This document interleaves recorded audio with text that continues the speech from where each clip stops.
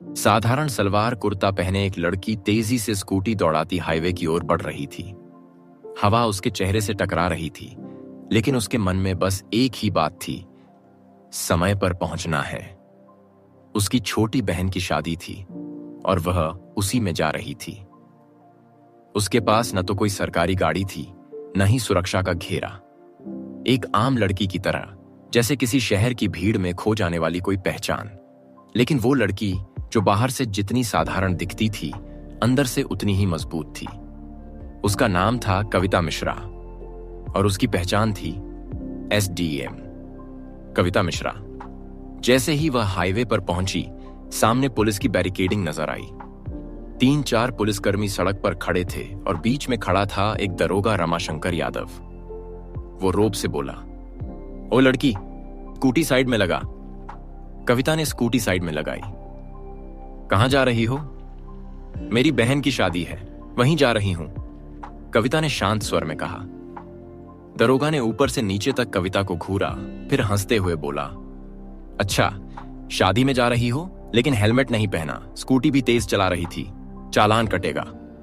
कविता को समझ आ गया, यह सिर्फ बहाना था। सर, मैंने कोई नियम नहीं तोड़ा। अरे मैडम, कानून मत सिखाओ, बहुत समझदार बन रही हो, वो पास खड़े सिपाही से बोला। लगता है इसको सबक सिखाना पड़ेगा। अचानक एक जोरदार थप्पड़ कविता के गाल पर पड़ा। भीड़ रुक गई, हवा ठहर गई, लेकिन कविता की आंखों में आग जल उठी। उसने खुद को संभाला, वो चुप रही। अभी भी अकड़ बाकी है? दरोगा हंसा। ले चलो इसको थाने, वहीं समझाते हैं। एक सिपाही आगे बढ़ा, उसका हाथ पकड़कर खींचा। छोड़ो, कविता ने झटका दिया, पर दरोगा गुस्से से बोला, इसका घमंड तोड़ो। एक और सिपाही ने कविता के बाल पकड़ लिए, उसे घसीटने लगा। कविता कराह उठी, लेकिन अब भी चुप थी। उसकी स्कूटी को लात मारकर गिरा दिया गया। बड़ी आई शरीफ बनने। कविता का दिल अब धड़क नहीं रहा था, वह सिर्फ देख रही थी, कानून के रक्षक किस तरह अपराधी बन सकते हैं। चलो थाने ले चलो, दरोगा गरजा। थाने में घुसते ही दरोगा चिल्लाया, चाय पानी लाओ, एक स्पेशल केस आया है।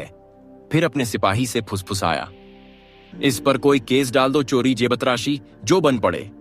लेकिन सर, सबूत बनाए जाते हैं यहां। दरोगा हंसा। कविता अब भी चुप रही। उसने अब तक अपनी पहचान नहीं बताई थी। वो देखना चाहती थी कि यह सिस्टम कितना नीचे गिर चुका है। फिर जबरदस्ती उसे लॉकअप में डाल दिया गया, एक बदबूदार गंदा कमरा जहां 2 और महिलाएं पहले से थीं। क्या किया तूने? कुछ नहीं, कविता ने हल्की मुस्कान दी। अब वो सिर्फ देख रही थी, एक आम नागरिक के साथ पुलिस का असली चेहरा। दारोगा ने झूठा केस बनाकर फाइल तैयार की। ठगी, ब्लैकमेलिंग, सब कुछ उस पर थोप दिया। एक सिपाही आया, उसने जोर से कविता को धक्का दिया। वो दीवार से टकराई, फिर भी चुप रही। अब दरोगा फिर से हाथ उठाने ही वाला था कि रुक जाओ। दरवाजे पर एक नई आवाज गूंजी। एक और अफसर थाने में आया, नीरज तिवारी। उसकी छवि ईमानदार अफसर की थी।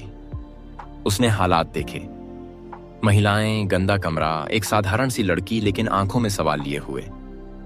ये सब क्या हो रहा है? उसने दरोगा से पूछा। सर, ये लड़की बदतमीजी कर रही थी, सबक सिखा रहे हैं।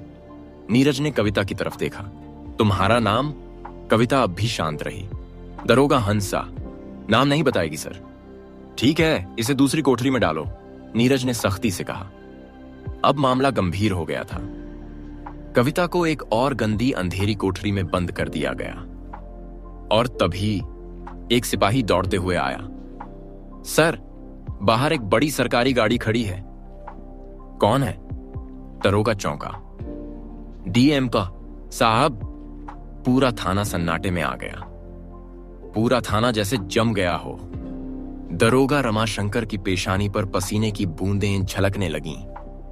DM साहब, वो बुदबुदाया। अगले ही पल दरवाजा खुला। काले रंग की गाड़ी से उतरी 2 महिला अधिकारी और उनके पीछे पीछे एक बुजुर्ग और सख्त चेहरे वाले DM साहब। कहां है वो लड़की? DM ने सख्त आवाज में पूछा। कोई कुछ बोल नहीं पाया। कविता को अभी भी अंधेरी कोठरी में बंद रखा गया था, बिना किसी वजह के। लेकिन अब समय था नकाब उतरने का। एक महिला अफसर ने कोठरी का दरवाजा खोला और जैसे ही कविता बाहर आई, सन्नाटा गहराता गया। डीएम साहब ने अपनी आंखें उठाकर देखा और झटका खा गए। कविता कविता अब उनकी ओर बढ़ी। गाल पर थप्पड़ का निशान था, कपड़े धूल से सने हुए थे, लेकिन उसके चेहरे पर आत्मविश्वास अब भी वैसा ही था। सर, कविता ने विनम्र लेकिन दृढ़ आवाज में कहा, यह वही थाना है जहां मैंने पहली बार ट्रेनिंग के दौरान औचक निरीक्षण किया था, और आज आम नागरिक बनकर फिर से आई हूं इस सिस्टम की असलियत देखने। डीएम की आंखों में आग जल उठी। दारोगा रमाशंकर, उन्होंने दहाड़ते हुए पुकारा। रमाशंकर कांपते हुए सामने आया। सर, मुझे नहीं पता था ये। क्या नहीं पता था? डीएम चीखे। कि किसी भी लड़की को थप्पड़ मारना अपराध है? बिना केस के उसे बंद करना गुनाह है? क्या तुम सिर्फ पहचान देखकर इंसाफ करते हो? रमाशंकर की जुबान अब बंद हो चुकी थी।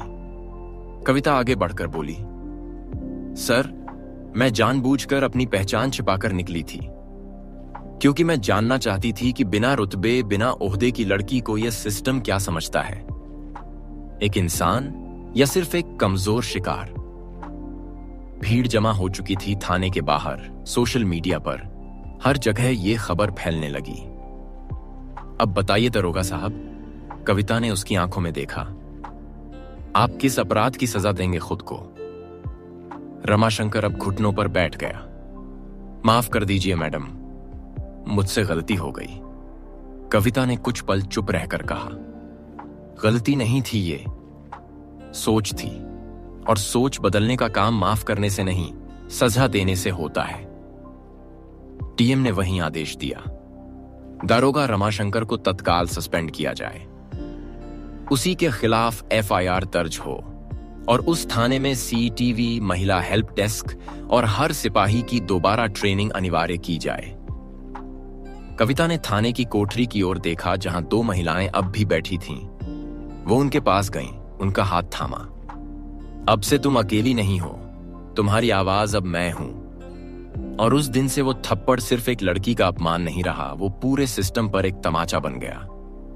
कविता फिर से स्कूटी पर सवार हुई, वही टूटी पुरानी स्कूटी, वही साधारण कपड़े। लेकिन अब वो सिर्फ अफसर नहीं, एक आंदोलन बन चुकी थी। और उस थप्पड़ की गूंज आज भी कई थानों की दीवारों में गूंज रही है।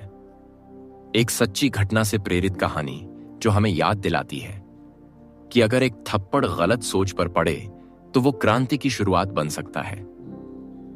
ऐसी ही और भी सच्ची, झकझोर देने वाली कहानियों के लिए जुड़िए हमारे साथ।